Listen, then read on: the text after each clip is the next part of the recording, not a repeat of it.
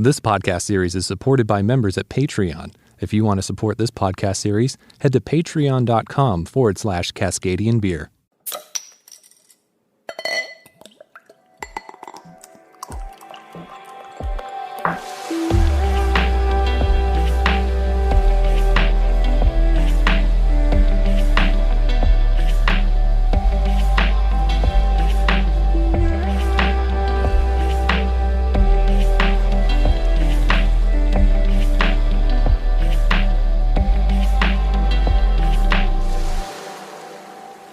Welcome to the Cascadian Beer Podcast. My name's Aaron and I'm a Cascadian.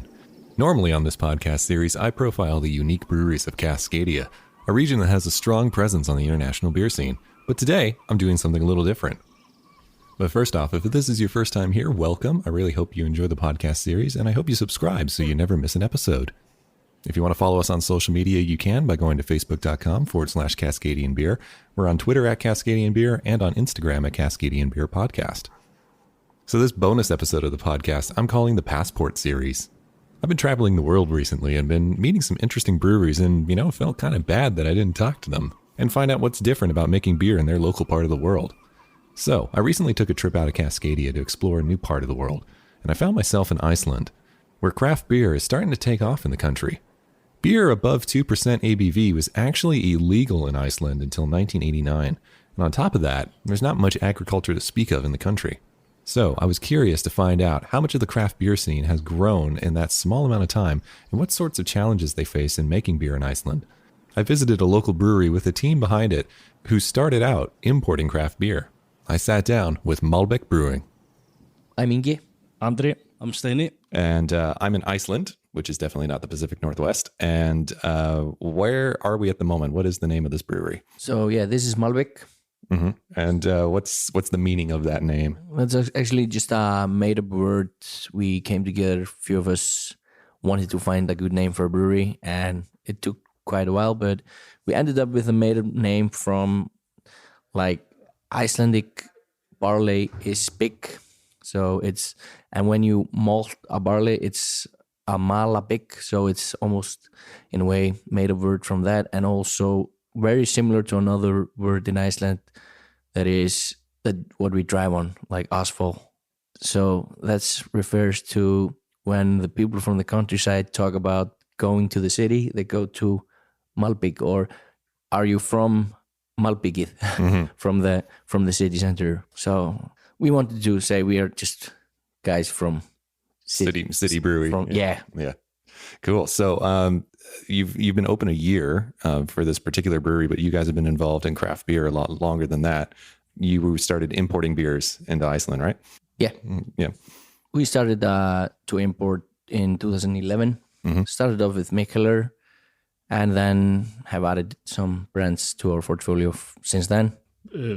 Soon after Mikkeller came Brewdog, Tuel, many more founders. Yeah, so a lot of North American beers, and so it should be fairly easy to get European beers out here, but we started out with European beers, like I said, Mikkeller, Brewdog, then Omnipolo, and a few others. But the only two American beers we have are Stone Brewing Company and Founders. But we actually take the Stone beers from Berlin. And with Stone, pretty early on when we had Mikkeller, Brewdog, and we actually contacted Stone. I wanted to have them from the US, but at that time they didn't want to export from there just because of freshness issues and stuff. But when it opened up in Berlin, it made sense for us to take it from there. Yeah, I was in Finland last summer and had my first Stone from the Berlin brewery, and I'm like, well, this is weird. But yeah. So craft beer, how did craft beer really start in Iceland? Because it seems like it's a fairly newish phenomenon here. When we started at 2011, it wasn't that much of craft beer in the store. There were some Belgian beers and stuff. The hoppy beers were quite new then here in Iceland. And I don't remember the time Brugghus opened up. That also similar time. They started out with the brewery. First IPA. Yeah. So at that time, things started to moved quite slowly, but the new guy here, Steinn, just started working here with us. He actually opened up the first craft beer bar here in Iceland in 2012. And that helped us out a lot because we wanted to, because this wasn't a big business for us. We were not making any money off it, but we wanted to keep on importing new and exciting stuff because there was nothing available here. So this way we could just have a few cases of a lot of different stuff, and most of it was sold at Microbar. So, and that was the name of your craft beer bar? Yeah, Microbar opened up 2012. Yeah, and then we started our relationship, and now I have joined the team. It's kind of a revolution that had to happen, I think. Right. So how was those first few years of opening up Microbar? Like, what was the local response, or was it mostly tourists that were coming in? I mean, 2012, the tourist bump kind of didn't really. It had started, but it wasn't that big though. It was tough in the beginning. It was really tough in the beginning, especially the first winter. The first winter was horrible completely, but then it kind of picked up. I think the beer revolution, if you can put it in that way, or the craft revolution, kind of hit off quite soon after that. And after that, we were packed every single night, every day, line. A lot of fun. That's kind of 2013. So what was pre-craft in Iceland? Was it just like two brands and that was it? Like just a lager and a pale ale from some big brewery? And a lot of different macro lagers basically, and then a few Belgian beers maybe. Yeah, because of the wine storage government run, there were some brands but yeah, as we say, like not maybe really focusing on what was new and exciting. And then there are two big breweries in Iceland, and they were the main Icelandic brands. I don't remember how many brewers there were at that time. But it's also beer was only allowed, was illegal in Iceland until 1989. Right. So we are a bit behind. Yeah, but I mean, it seems like you're making up a lot for lost time here. Catching up. Yeah. So, how did the brewery come about then? Did you guys just one day hey, let's just open a brewery? Like we're importing, but why don't we make it local? Me and Ingi have always wanted to have this as a part of the company. It works well together. We have been home brewing for 7 years or something, and we are brothers. Yeah, and friend of our Berker, he's the head brewer. He's a very good brewer and was working at another brewery here, and this idea came up. And I'm not actually sure what year we started homebrewing, probably 2012, 13, something like that. Yeah. 2011, I believe. Yeah, or 2011. And did that for quite a while with one friend, with a friend of us, Gunnar. He brewed with us, and in the end, we were always trying to do better and better and better. We were really focused on doing good beer. So most of our beers that we did those first years just got down the drain. Because we if it's not better than what we are drinking every day that we are importing, we don't want to drink it. We were really focused on trying to make a good beer. And in the end, we were we want to try to do something. Right. And so how hard was it to get just basic homebrew supplies in the beginning? And has Very that easy. It's easy. Yeah. There is, this guy has a shop, brew.is, and he just has it all you need. Yeah, well, to in do the whatever first you year want. we started homebrewing, he was actually open 1 hour a day or something, and he was had all the stuff in his parents' basement or their garage. Always on Wednesdays. But now he has this pretty big space, and it's and we are actually buying a lot of our supplies through him now. Right. So he's supplying to the breweries as well. And so then where do your raw ingredients come from? Because I don't think there's a lot of agriculture in this country to support brewing. No, it's pretty much all imported. Yeah. So. Yeah, so the barley from Germany, hops mostly from the US, and We get barley from him. Yeah, we take hops from him, and also we have taken some hops ourselves. So, And then one of the other challenges of brewing here would be just the water itself, right? How much work has to go into changing the water? well, the water here is really soft, so it's really easy to manipulate. yeah, so add some minerals in there, and you get what you want to get out of it. Okay. Yeah, man. And so what are some of the challenges of brewing in Iceland then compared to breweries you've seen in North America and Europe? Of course, the market's quite small, and brewing styles like we mainly do, New England IPAs and hoppy beers, we don't want to have them travel too much. So of course we want to try to have it all just on our market, even though exporting some would be cool also. So how far is your reach now? Like, are you all over the country, or is it just pretty much in Reykjavik? There are some great bars around Iceland. Smiðjan Brugghus just opened up a small brewery pizza place in Hveragerði, one bar in Akureyri, one at Hólar. So there are a few places that we in Vestmannaeyjar brewery there, Brothers Brewery. So yeah, there are certain places that we ship outside the Reykjavik area, but the majority of it is here in Reykjavik. And most of our kegs are here. And so you mentioned New England IPAs. Like, is that mainly the style you focus on, or do you have some little fun projects on the side that you like to do? We mainly focus on doing kettle sours, IPAs or hop IPAs, session IPAs, yeah, all that category. And then we have a program like doing imperial stouts, but all of our imperial stouts went into barrel when we did them the first time. So we have only released one imperial stout, and that was the first one we did with Kex Brewing and Cycle Brewing last year. Well, there's one coming up pretty soon, which will be the first non-barrel aged imperial stout. And then we do have some beers that have been sitting on some box and bread for a year now, 4 red wine barrels and 4 white wine barrels. And also, like, we put just IPA or session IPA or double IPA on the labels, even though we use quite a lot of hops and we use actually New England strain in them. But yeah, we call them IPAs, at least on the labels. Right. And then is there a particular Icelandic style of beer? Is there like a local type of brew, or is that just not come about yet? For Iceland in general? Yeah. Lager? Lager. Right. Yeah, I mean, no, there is no style. No. I mean, the market in Iceland is around, in the sales in the liquor store and bars, is around 10% microbreweries or craft breweries. We haven't come farther than that. It's only around 10%. So, I mean, when it comes to Icelandic style of beer, I would say lager. As boring as it sounds, it's probably the right thing. Are there any like local ingredients that you've incorporated into beer, like any berries or herbs or anything like that?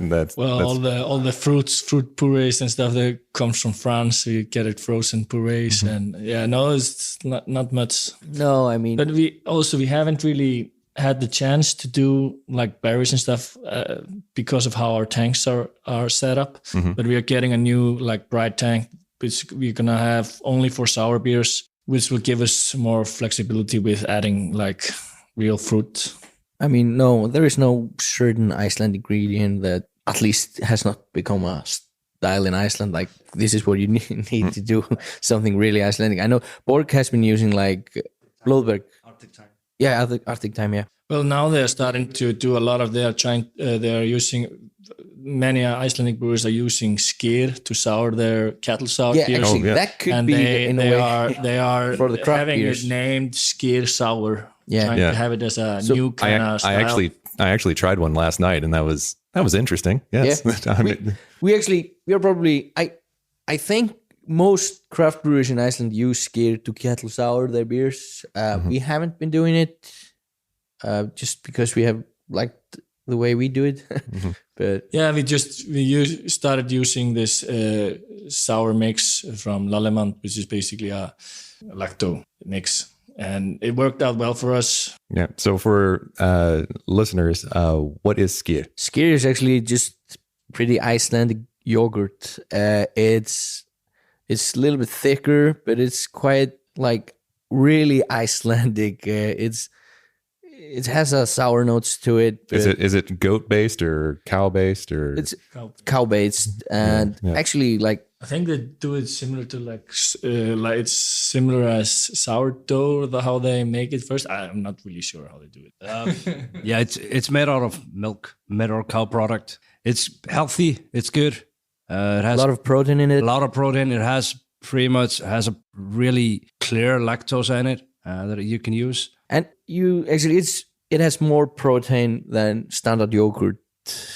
Okay. It's kind of what we grew up eating.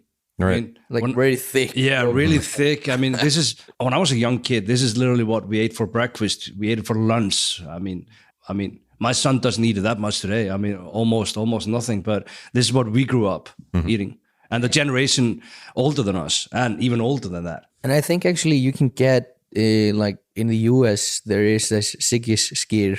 Yeah. That's an Icelandic guy who opened up Skyr production there, and it's quite huge, I think, today. Sold. So he sold, but it's pretty huge today. So he's probably one of the richest guys from Iceland. Okay. yeah. And most of the skyr on the market today has a lot of different fruits and a lot of sugar and stuff. But like the traditional skyr has no sugar and it's pretty sour. And Yeah, because the one that I tried last night, like the nose on it, I mean, I probably don't have this breakfast cereal, but it was kind of like Fruity Pebbles. Like it was just like this weird fruit smell to it. You should try just hreint skyr, which is clean skyr. It's Okay. like, and yeah. You should definitely try. Just on the airport, you can buy skyr there on the Turfi. Just try it. I mean, it's. Maybe I'll get some for lunch. There we go. Yeah, I mean, it's literally as traditional as it gets in Iceland. In a way. If I were you, I would take the clean one and put some sugar in it and maybe some milk. Then that's how it was when you had skyr when you were younger. You had like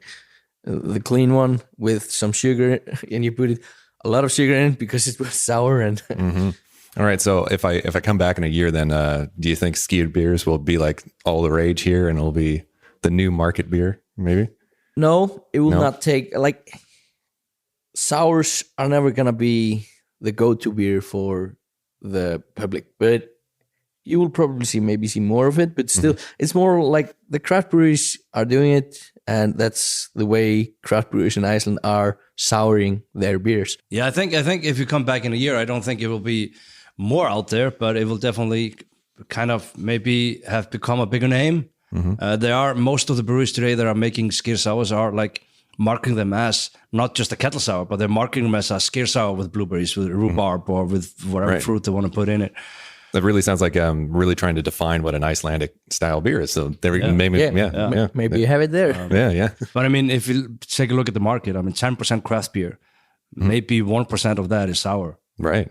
So it's a pretty small percent of Probably 8% or something like is. And I mean, 10%. IPA. yeah, probably. And 10% for the population size here, that seems pretty good. Yeah, I mean, of course, yes, it could be bigger and it can might grow. be even more than 10% today. Yeah, I mean, I thought it was bigger. I thought it was probably around 20%, but that was kind of just my gut feeling. I had no numbers about it. And I was talking to a guy called Ole Runar at Malbygg Brugghus, and he said it actually surprised him. It's 10% of the market.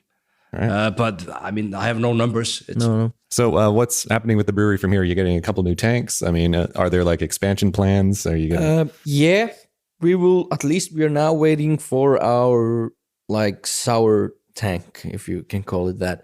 It's actually, we have like 4 white wine barrels and 4 red wine barrels full of beer that are ready to get into tank, but we don't want to put it into the brewery where all of our other beers go to. So we are waiting for one tank that's going to be a little bit separated from the other one on the other side in the brewery, on the other side of the wall. And that one is going to be something where we can put those bacteria that we don't want in the other tanks. Yeah. So that's our first expansion. So and maybe hopefully adding like 1-2 other tanks so we can produce a little bit more. And then if I was to say a Canadian beer, what's a Canadian beer that comes to mind for you guys that you know of? Moosehead. That's actually like that's probably the only Canadian craft the lager that has been in the wine stores at least. And that has been around actually. It has been it's probably for 10 years in the liquor store. But then we took some from the Mortal something. Yeah, we did. You went a year ago, 2 years ago? 2 years ago. So we did a Quebec Tap Tegor. I was managing Mikkeller Bar at that time. So we got in a ton of really interesting breweries from that area. How many breweries off the top of your head, like craft breweries, are there in the country at the moment? Here. Yeah, in Iceland. Yeah. There are 33 breweries in Iceland. Okay. 33 craft breweries in Iceland. There are in the association of the Icelandic craft breweries. Some of them are gypsy breweries. Not all of them are in there. I would say operating today around 40 breweries or 40 companies that are making. I would have to list them up to remember how many, but yeah, something like 14, 15. I don't know. Right. And that's counting also like all brew pubs and Right. So now a lot of establishments to come out of nowhere since 89. So, yeah. yeah. And even if you had asked us 2 years ago, it would have been way Less than 10. Yeah. Less than 10, 2 years. Yeah. Wow. I mean, And so your main market is the local people, and then obviously tourism plays a big role in that too. I mean, does the beers you design kind of influenced by tourism at all? No, we only want to just brew what we think are it's just like our favorite styles at the moment. So we don't focus on trying to do something like Icelandic or something that would catch tourists' eyes. We rather just make as good as we possibly can, and hopefully people like it. Yeah, because you live here, you want to drink it every day. We don't care if it's just tourists. We like rather the Icelandic people, like if they like it, we're happy. All right, guys. Well, thank you so much for your time. I mean, really appreciate it. Thank you. Yeah. Thank you. You're welcome. Talk, right? Yeah. There we go. Huge thank you to the guys at Malbygg Brewing. Really appreciate their time. They have delicious beers and can't wait to go back and visit them again. And sorry, guys, for slaughtering Icelandic, but first time in the country. I'll practice. I'll practice next time. This is the Cascadian Beer Podcast. This is the bonus special edition thing that I'm just starting out here on the podcast series called Passport, where I'm exploring breweries outside of Cascadia. So not going to be a frequent thing, but when it happens and I get to make it happen, then an episode will come out of it. I really hope that you're subscribed wherever you listen to podcasts. It makes it so that you'll never miss an episode whenever it's released. And I hope you follow us on social media at facebook.com/Cascadian Beer, on Twitter at Cascadian Beer, and on Instagram at Cascadian Beer Podcast. This episode was made possible by our patrons on Patreon. And thank you so much to those patrons that we have over there at the moment. They've been getting some stickers in the mail, and you can too by going to patreon.com/Cascadian Beer. For more information about this episode, previous episodes, and to see a photo of me with the guys from Malbygg Brewing, head over to the website cascadian.beer. Thank you so much again for your time. I really do appreciate it. And until next time, remember, support your local.